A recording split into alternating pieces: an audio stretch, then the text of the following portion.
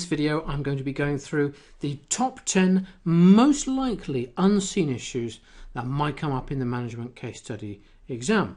Now obviously we don't know exactly what will come up, but my choice is based on whether there is a specific focus on the subject in the pre-scene, so the space that's devoted to the issue goes into it. If there's a lot of space devoted to it, then it seems quite likely, and the degree of importance that's attached to the issue by the examiner. We put those two together and make a prediction.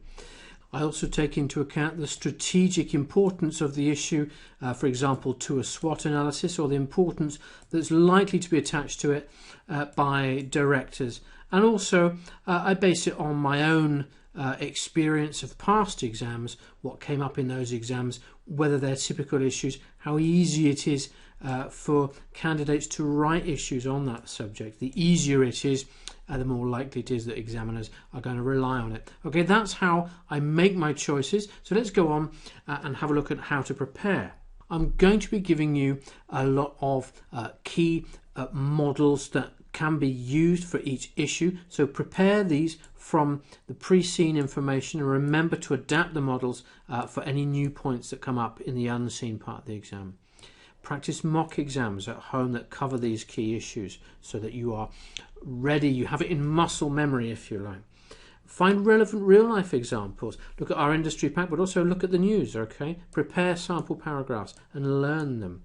And learn the typical key points that come up time and time again, the pros and cons of particular issues.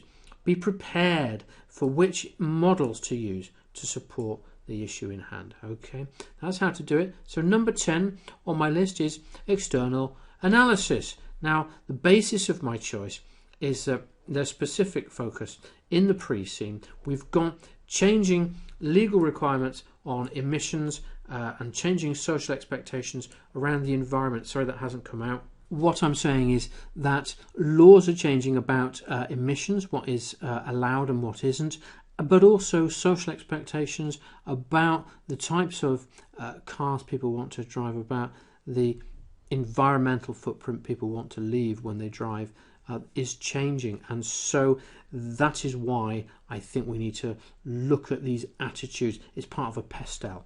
Technology is also changing, so we've got the legal, the social, the technological. There's the move towards driverless cars, there's the advance of cobots in the manufacturing process, all of which are mentioned in the pre-scene. Okay, so that is one strong reason for my choice. Also because of competition, because this is a oligopolistic market and competition is going to be fierce and intense.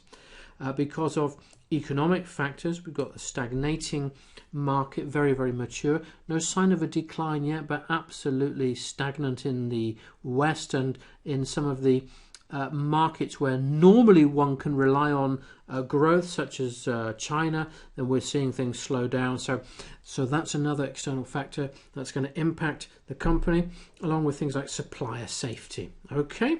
Now, what are the issues I think are likely to come up around this?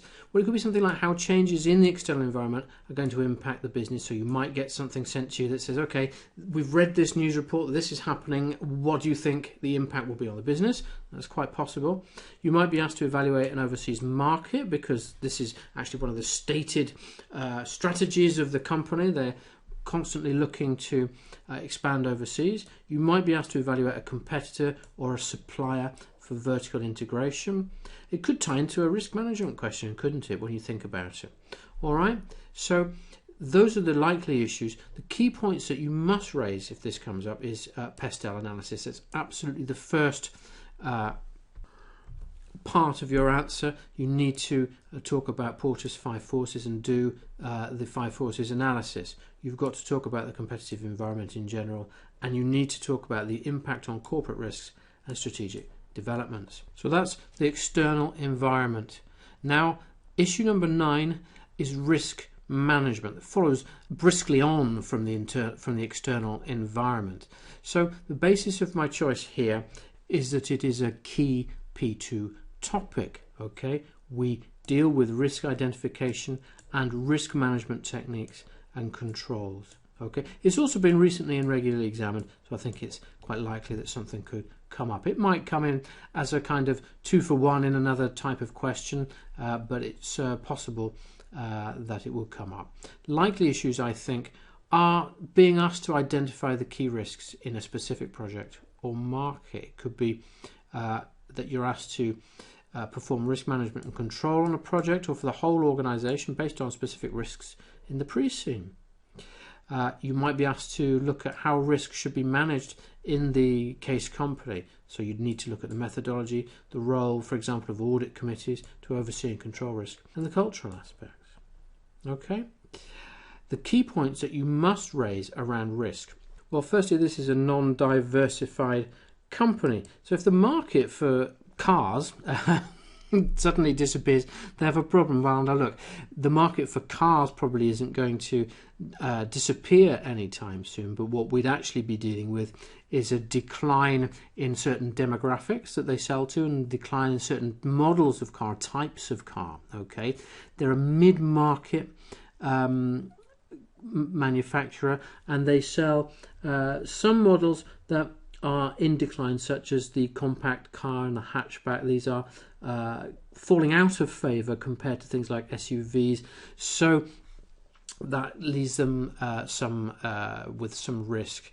They are fairly leveraged. It's not dangerously high, but it's still high enough that banks might ask the question of whether they would be a good risk for further debt. They've got strong competitors. As I've said before, it's an oligopolistic market with very few, very strong competitors.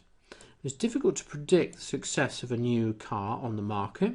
Okay, the cost of inputs and overheads is astronomical, and it's actually quite difficult to manage costs. It's difficult to track them, and it's difficult to manage them. Some cars are just not profitable because consumers demand so much at the basic level that it's almost loss-making to make those low cost cars. There is a risk of market obsolescence if they don't move with the times. So if they carry on making the kinds of cars that no one is buying, they could become obsolete. They could even get a reputation for being obsolete. So those are some risks, okay? You must mention the importance of embedded risk methodology, the importance of risk management at the management level, and you must talk about how to control risks and explain how your control will actually get that risk managed and controlled. Some theory that you can use for risk management, well, we're really down to TARA. It's about whether you transfer, accept, reduce, or avoid the risk. And you can talk about audit committees and how they have a role in risk management. Okay, so that's issue number 9, risk management. Now, just before I go, let me remind you that this is not the end of it. We do offer a full range of support materials, including the study text and other course videos. We do the industry analysis, where we look at the real world industry that your case study is based on. We do mock exams around the case study exam, and we offer marking, feedback and masterclasses, all of which are covered by the Astranti Pass guarantee.